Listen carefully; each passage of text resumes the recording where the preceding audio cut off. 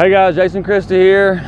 If you notice, we're not in the big, nice, fancy Ranger boat. We're in my little aluminum Ranger boat. And I get asked a lot, okay, if I go buy a new boat and I buy new electronics, what do I need to look for? What do I need, what do I need to do that's going to help me catch more fish? Well, this is, on my big boat, you're going to see a 12-inch Garmin, broke down into all different kinds of screens. Well, this boat, even though it's smaller and I got one unit here, I still have the same screens. I think probably the most important thing that a guy needs fishing is obviously sonar. Here's what they call traditional. This is what we've had for a lot of years.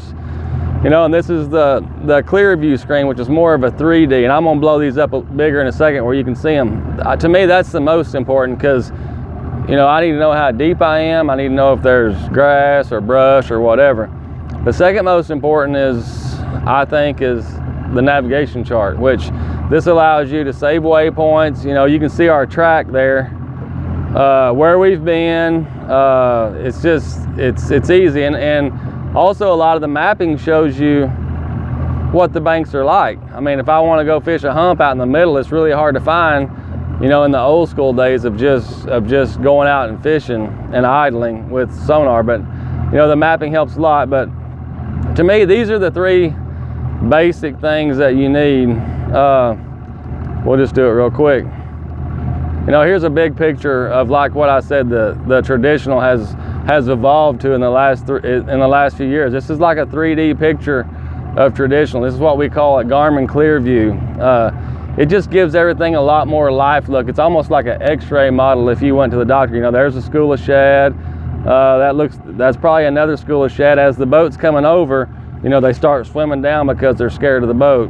Those are just schools of shad. Some of them are trees. The next screen, this is something that's pretty cool. This is a side view. This allows you to look to the right or the left. If I'm on a lake like St. Clair or Lake Erie, where I'm trying to cover a lot of water and just find something really small, this is the screen that I'll use. And you can see little hard spots, logs and stuff, and the harder it is, the wider it is in this color palette. And like here, I can look out to the left, there's really nothing. Now I'm starting to give up on hard bottom, because I can see a lot more white in the picture. And then there's a contrast between the traditional sonar and the clear view. So really, if I was going to buy a boat, whether it be a $100,000 boat or a $20,000 boat, and you wanted electronics, I would find electronics that have navigational chart, traditional sonar, and some type of clear view, side view, that kind of option, and preferably it's a Garmin.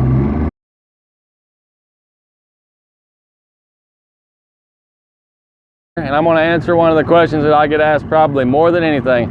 What do I do to my electronics? What adjustments do I make to make them different than what they come out of the box in the factory settings? And to be honest with you, I probably don't do as much as a lot of people think I do. And the reason being is because there's an option here called factory default setting. That's the way that unit comes.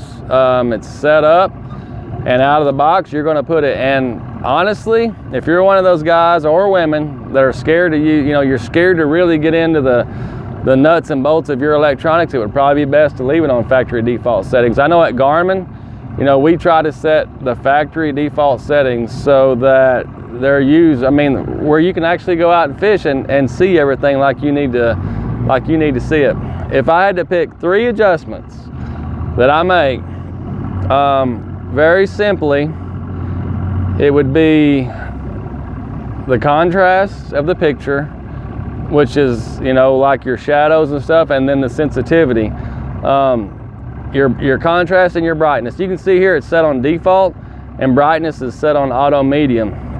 I can go in here, and what I want to do, this is how I tell if I'm seeing everything. You just take the brightness up, and you see you're going to get so hot that the screen gets cluttered, because these things are super sensitive. Then you just start backing it down until you take a lot of that fog out of the picture. Right there is about where I would leave it. And you can see what I know then, with it set that high, that I'm going to see all the fish and all the trees. Here's some standing timber. there's some fish and stuff suspended in it.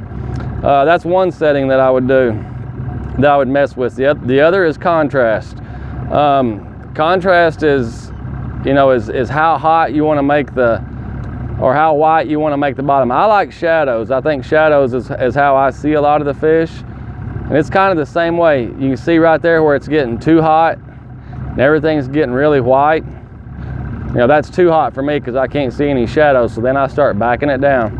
And this can change with the deeper the water, the hotter or the higher the contrast you're going to want. I'm going to keep drawing it down until I get those real pretty, you know, that's right there is probably a little too much right in there where I can start getting some really good shadows.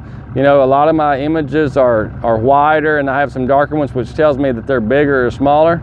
So that's the second thing I would do. The third thing, you know, that I have the ability to do at Garmin, and I haven't set this unit up, but you can see it a little bit, is I'm going to use depth shading on the mapping, where I know at a quick glance how deep everything is. You know, and like right here out to 5 foot, you can see the red, which is kind of a danger zone. You know, on my big boat, I have it set up to where 5 to 10 is yellow, 10 to 15 is green, and just at a quick glance, once I'm catching them 10 to 15 in the green per se, then I can just look for green. It just makes it a lot quicker. But those are probably really the only 3 adjustments that I really use. But I could get by day in and day out with factory default settings. So if you have a question, leave it on factory default settings. And here's another thing I tell people, that it's just like a cell phone. The only way that you're going to learn is if you get in there and you start playing with it. And here's the thing, if you get in there and you start playing with it and you feel like, you know, hey, I messed this thing up, you can't mess it up. You just go back in, reset factory default settings, and it's just like it was out of the box. So there you go. That's the 3 things that I change out of the box on Garmin electronics. All right. And it's probably going to be okay. Go ahead, whenever you're ready. Yeah, let me get a good picture going here. I'm going to just let us flow.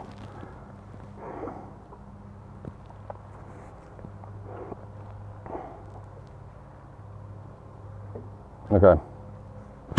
Ready? Yep. You know, I said shadows earlier. You know, I want to draw shadows in my imagery. Well, shadows tell me how big a fish is. You know, the bigger the shadow, like here, you got a stump. That's a stump. You see a shadow right there. That stump's not very high. It's not throwing much of a shadow because, you know, we're pinging out this way. You know, the shadows give me actually the 3D look of it, how big things are. You know, look out here. These are lily pads, actually, if you're wondering. We have lily pads on the left. So you can see the little clusters of them. Right there, that shadow is created by a cluster of lily pads. So I'm going to set this thing up to where it's not too hot, where it gets, you know, there is no shadows, and not too soft where everything's bland. You know, this right here is a really good picture. And here's the cool thing. I mean, we're sitting in 5 foot of water. There's not a lot of electronics that have a good image in 5 foot of water. We do. You know, there's a fish right there. See that stump? You can almost draw the picture, but you can see a white fish right there. We're actually easing up on a dock here. If I went the wrong way. You know, we're going to start drawing some pictures of this dock. And that's a cool thing. I can idle by this dock and pick up anything that's underneath it as far as brush or anything that's tied down or anything that, you know, a lot of docks, they'll have actually a little fishing hole where you can't get in there, but I'm able to see, you know, with the side view what's underneath there. But when I say shadows, I'm just drawing something where I can tell how big something is. We got so much going on here and I got it set pretty hot.